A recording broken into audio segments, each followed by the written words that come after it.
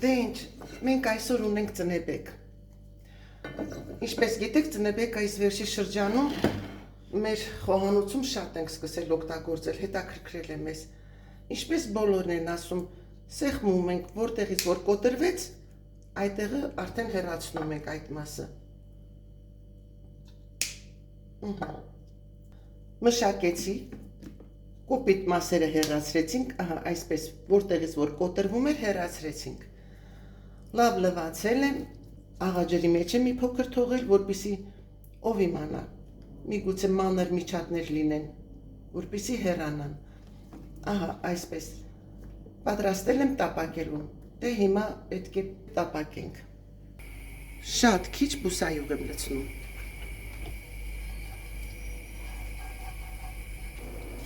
Նաև մի փոքրիկ կարակ։ Ծնեբեկները տեղավորում եմ թավայի մեջ։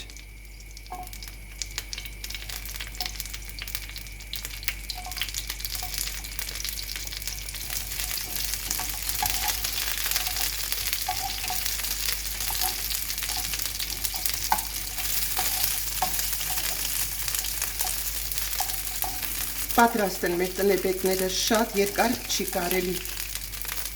թողնել։ Ծնեբեկի վրա ավելացնում եմ մի փոքր աղ,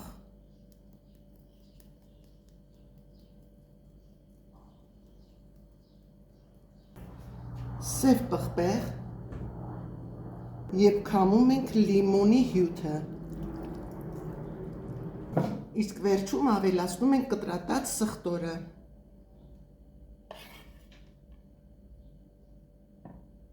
Պատրաստ է։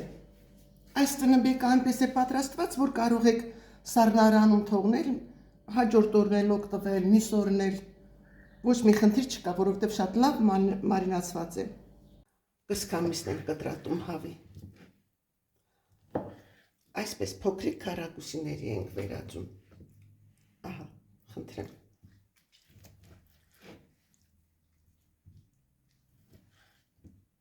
Կսկամիսը կտրատելուց հետո համեմում ենք։ Մեկ թեյ կտալ աղ, մեկ թեյ կտալ պղպեղ կարմիր և սև պղպեղ։ Մի լավ խառնում ենք։ Խառնելուց հետո ավելացնում եմ սլիվկի։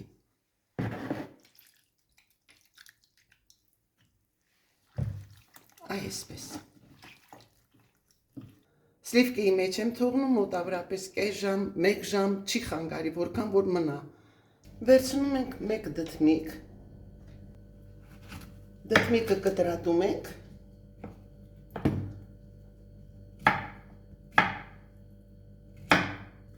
կիսալուսնաձև, վրան աղ ենք ցանում, որպեսզի իր ավելորդ հեղուկը և իրեն մեջ էլ դառնություն կա, դրանք դուրս գան, և լավ խառնում ենք։ Վերցնում եմ կես գլուխ սոխ, սոխը ձեր ցանկության, կցանկանաք, այսպես ասեմ, 2 գլուխ վերցրեք, 1 գլուխ վերցրեք,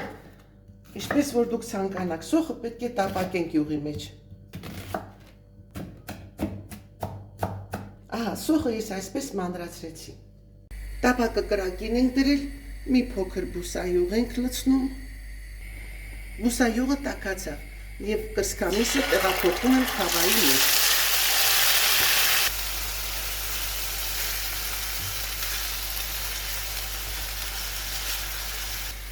Կափարիչով ծածկում ենք, մի փոքր թույլ ենք տալիս եփվի։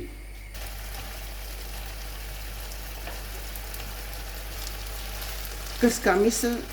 գրեթե պատրաստ է։ Այս ժամանակ ես ավելացնում եմ կտրատած սոխը, որպեսզի սոխն էլ տապակվի։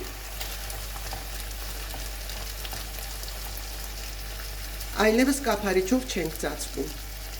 Սոխն էլ տապակվեց, այս պահին մենք վերցնում ենք դդմիկները և մի լավ քամում ենք։ Տեսեք, ջուրը հոսում է միջից։ Սա այնքանով է հարմար, որ ավելորդ հեղուկ թավայի մեջ չի գոյանում։ Տեսեք, մի փոքրիկ դդմիկից որքան հեղուկ դուրս եկավ։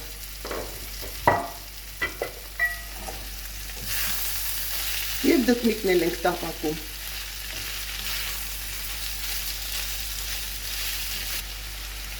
ավելացնում ենք կարագ։ Դդմիկն էլ տապակվեց, իսկ այս պահին ավելացնում եմ կանաչ ոլոր։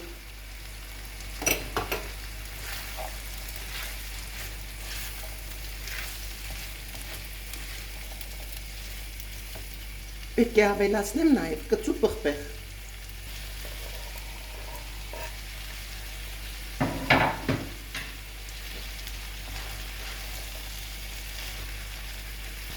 Ավելացնում եմ նաև մանր կտրատած թարմ սխտոր, 3 ատամիկ։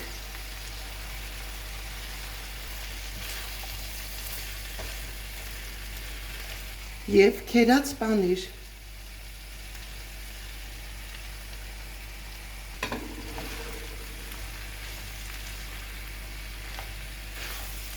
Վրան տեղադրում եմ պանրի շերտիկներ։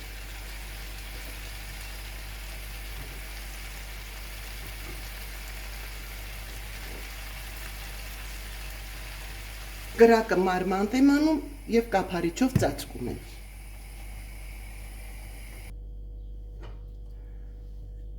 Ահա տեսեք, մեր կերակուրը պատրաստ է։ Հիմա պետք է մատուցենք։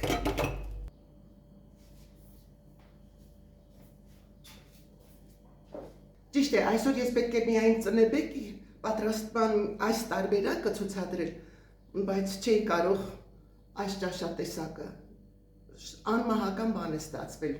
շատ համեղ է, շատ կուզեմ, որ փորձեք, վստահ եմ, որ ձեզ դուր կգա, փորձեք և թող անուշ լինի։